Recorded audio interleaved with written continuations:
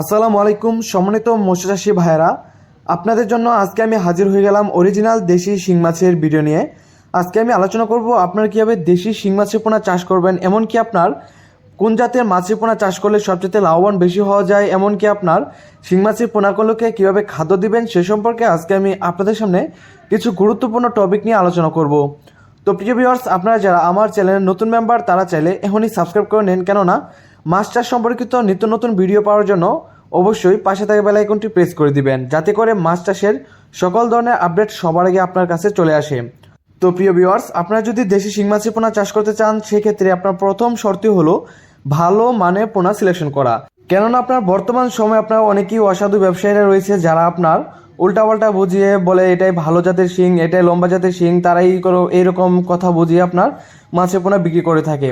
তো সেক্ষেত্রে আপনার এই বিষয়টা অবশ্যই খেয়াল রাখতে হবে যেন আপনার মাছের পোনাটা বড় সাইজের হয়ে থাকে। কেননা যদি আপনার মাছের বোট মাছ যদি বড় হয়ে থাকে তাহলে আপনার এই মাছের পোনাগুলো বড় হবে।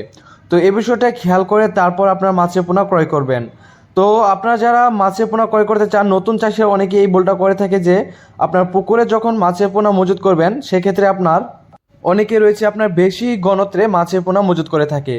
তো এই ভুলটা কখনোই করা যাবে না, কেননা আপনার যদি বেশি ঘনত্বে মাছের পোনা আপনার মজুত হয়ে যায় সেক্ষেত্রে আপনার মাছের পোনা বড় হবে না, মাছ ছোট বড় থেকে যাবে। তো এতে করে দেখা গেছে আপনার বাজারে একসাথে বিক্রি করতে পারবেন না। তো এই বিষয়টা অবশ্যই খেয়াল রাখবেন যেন কোনো প্রকারই আপনার মাছের পোনাগুলো আপনার বেশি ঘনত্বে না হয়ে যায়, স্বাভাবিক ঘনত্বে চাষ করতে পারেন।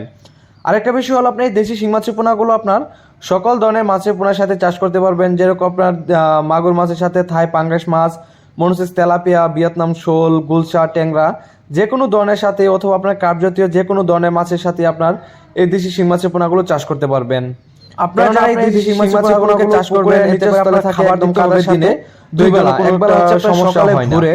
তো প্রিয় ভিউয়ার্স, আপনারা যারা এই দেশি শিং মাছের পোনা চাষ করতে চাচ্ছেন বিকালে সন্ধ্যার আগে আপনারা আমাদের সাথে যোগাযোগ করে সময়গুলোতে আপনার দেশি শিং মাছের পোনাগুলো বেশি বেড়ে বেশি পোনাগুলো নিতে পারবেন, অথবা একটা বের হলে এরা সরাসরি আমাদের হ্যাঁচে থেকে বেশি এই ধরনের মাছের পোনাগুলো নিতে পারবেন সকালে ভোরে, অথবা আপনার সন্ধ্যার আগদা খাবারটা দিতে হয় সাধারণত এই দেশি শিং মাছের পোনাগুলোকে।